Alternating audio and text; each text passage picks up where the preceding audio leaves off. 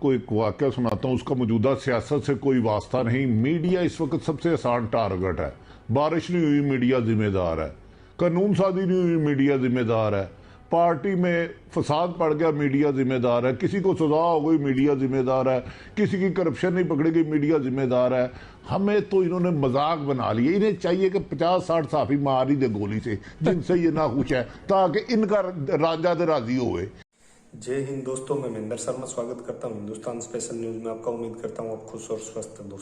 दोस्तों आइए दिखाते हैं पाक मीडिया की एक और लेटेस्ट डिबेट, जिसमें कैसे ये पाकिस्तानी अब अपने एक दूसरे से आर्मी नेता और मीडिया एक दूसरे से उलझ पड़े हैं। और क्योंकि पाकिस्तान इनसे चल नहीं रहा है और कहीं न कहीं ये जिम्मेदार अब मीडिया को ठहराने लग गए हैं, क्योंकि मीडिया ने देश में माहौल खराब कर दिया है। तो यही मीडिया अब इनको ताने बाने दे रही है। तो दोस्तों देखिए डिबेट, और इस डिबेट में अपने कमेंट में अपनी प्रतिक्रिया जरूर दें। लास्ट में आपसे रिक्वेस्ट करूंगा, अगर आप मेरे चैनल पर नए हैं तो मेरे चैनल को लाइक, शेयर एंड सब्सक्राइब जरूर करें। दोस्तों जय हिंद, वंदे मातरम, भारत माता की जय। दोस्तों में अपॉइंटमेंट्स इस तरह हो के कंट्रोवर्सीज भी ऐसे होती हैं जो हमारे पे डाल रहे हैं बात सारी।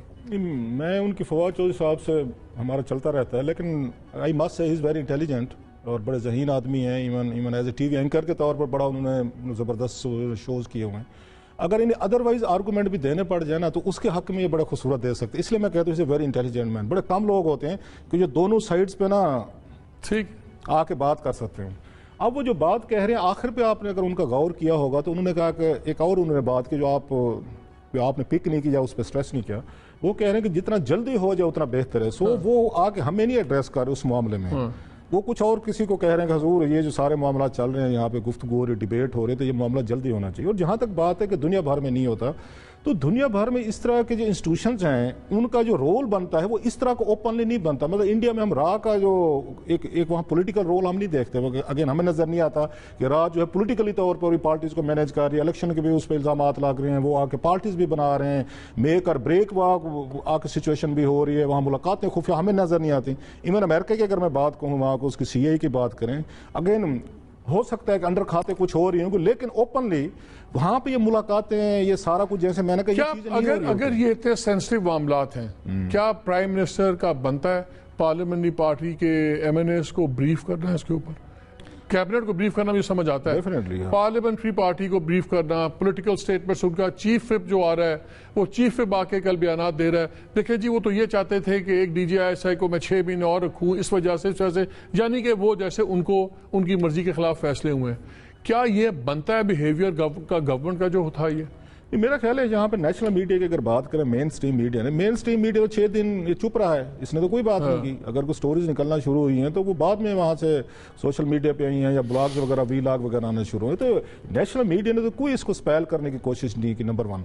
और दूसरी बात ये, मैं ज़रा वो सुन रहा था बड़े मज़े के, इंटरेस्टिंग, कि जी हम एक पेज पे हैं, तल्लुकात हमारे बड़े अच्छे हैं, सब कुछ फिट है, सेट है। तो मुझे याद है कि भुट्टो साहब का जब वो हुआ था यहाँ पे 1977 का कू हुआ था, खालिद लतीफ़ साहब थे उनके आखिरी चीफ सिक्योरिटी ऑफिसर।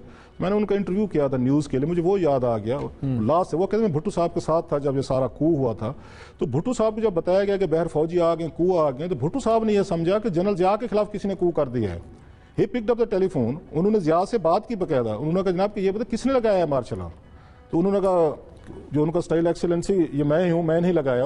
सो अगर भुट्टो जैसा बंदा भी आखिरी लम्हे तक यही समझता रहा है कि we are at the same page, और आपको याद होगा वो तो उनको साथ लेके उनके जो लीडरान थे अपोजिशन पार्टीज के साथ मुज़ाकरात हो रहे थे, 9 सितारों की पार्टी के साथ, वो तो जनरल ज़िया को साथ लेकर जाते थे, वो उनको ब्रीफ करने की कोशिश करते थे। सो वो जो इस पर स्ट्रेस डाल रहे हैं ना कि हमारे तल्लुकात ठीक हैं, एवरीथिंग इज अगर सेटल्ड और कोई इस पर मसला नहीं होगा, तो मेरा ख्याल है ये पाकिस्तानी तारीख जो है ना, ये बड़ी इंतहाई एक उसमें जालिम चीज़ है। एक दफ़ा जो आपके दिल में थोड़ी सी आपने डाल दी है, अनप्रेसिडेंटेड काम हो रहा है। मेरा ख्याल है अगर मेरी तो कम यहाँ पे 20-22 साल है, आपने और मजहर भाई ने या उसमें भट्टी साहब बैठे ज़्यादा आपका वो है। इस तरह की चीज़ें पहले नहीं हुई और हमने नहीं की, मीडिया ने नहीं की।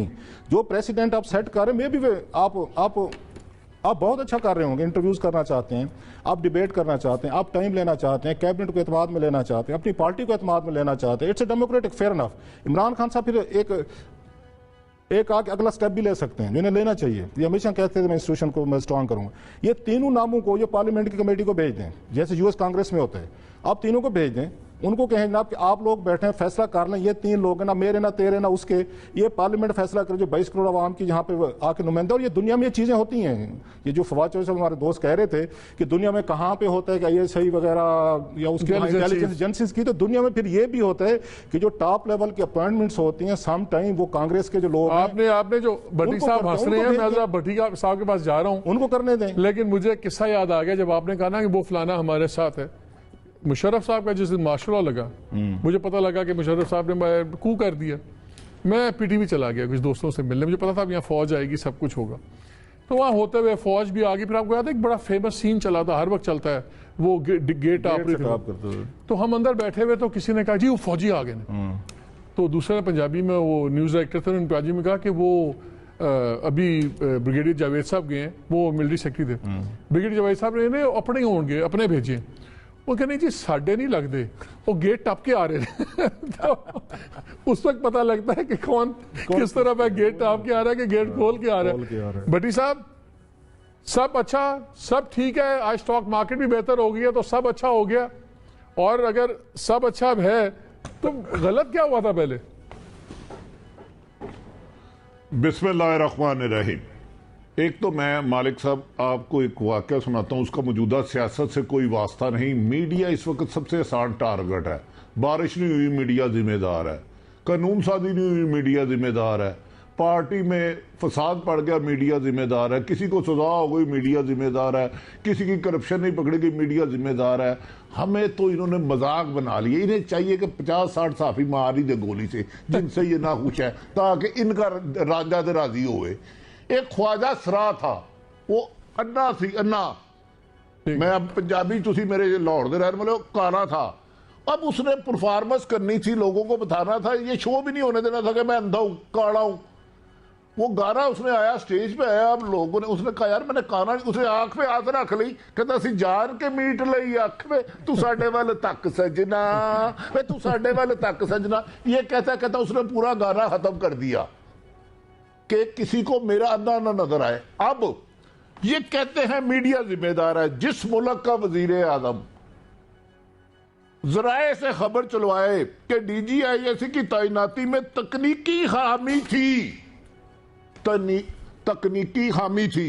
जिस मुल्क का वजीर इंफॉर्मेशन के DGISI की तकरार का अमल जल्द मुकम्मल हो जाएगा, हो गया नहीं। एक महसूस तबका इस मामले पर जो खेल खेलना चाहता था वो नाकाम हो चुका है। अब वजीर आजम DGISI को इंटरव्यू करेंगे, ये उहदों पर तैनाती से मुल्क का अमूनी रिवायत है। मुझे बताए आज तक इतनी दफा DGISI की तैनाती पार्लिमानी पार्टी में लाई गई, कितनी दफा? इससे पहले फैज साहब की तैनाती पार्लियामेंट में लाई गई, पहले काबीना में डिस्कस की गई। हाफिज आसम मुनीर जिन्होंने काम कहा था मैंने ये नहीं करना, उन्हें 6 या 7 माह बाद तब्दील किया गया, उनकी भी समरी 4 दिन बाद आई थी, जिसपे आज फड्डा पड़ा है ना। ये मार्च से काम शुरू है। एक अहम तरीन आले अफसर का SMS गया है कि कर दे ऑर्डर। अब क्योंकि हमारी एस्टेब्लिशमेंट है, ये बोलती नहीं है HPR, उनकी अपने एक तरीका कार है काम करने का। अगर काम इनसे कोई अपना नहीं निबड़ता, पीपल्स पार्टी के दौर में परवेज कैनी साहब की एक्सटेंशन हुई, किसी को पता ही नहीं चला कानून है भी कि नहीं है। और भाई तुमसे कुछ काम हो नहीं रहा, हर काम में मीडिया को जिम्मेदार देते हो। हमने कहा था समरी पे साइन ना करे, हमने कहा था कि 2 महीने और दे दो, हमने कहा था 4 महीने और दे दो, मैंने कहा था सेनेट का इलेक्शन कराने दो, मैंने कहा था एतमाद का वोट लेने दो, मैंने कहा था कि मुझे एतमाद का वोट चाहिए, फलां बंदे के जरिए चलाइए। भाई इसमें मेरा क्या कसूर है? मेरा काम खबर देना है, मैं जज थानेदार नहीं हूं। हम चारों सिर्फ हमारा काम है इंफॉर्मेशन आई है उसे काउंटर चेक करे, लोगों तक पहुंचा दे। भाई आप पहले दिन ऑर्डर कर लेते, आपने मंगल को प्रेस कॉन्फ्रेंस की गालबन कि आपने कहा जी ये कोई है नहीं है, मामूली से है, खत्म हो जाएगा। अगर आप पहले दिन साइन कर देते, आज मालिक साहब, रऊफ साहब, मदर साहब हम ये बात ना कर रहे होते। भाई आप अपने आप का अपनी हुकूमत करनी सीखे। अब आप डी चौक में नहीं खड़े, 3.25 साल आपको हाथ में वक्त हो गया है। आप जहाज पे बेड चेंज कराने के लिए तो कराची भेज देते हैं, एक जहाज जाके बेड कराची से ले जाता है, पसंद नहीं आता दोबारा चले जाता है, मैं किसी बंदे का नाम नहीं ले रहा, तो भाई समरी बनानी भी सीख लो, उस पर साइन करने भी सीख लो। सीखना काम तो 10 मिनट का है। वो तो आपको याद है, वो तो आपको याद है जब वो आपको याद है जब एक्सटेंशन हुई थी जनरल बाजवा की, तो उस पर भी पहला ऑर्डर निकाल दिया था इन्होंने प्राइम मिनिस्टर ऑफिस से।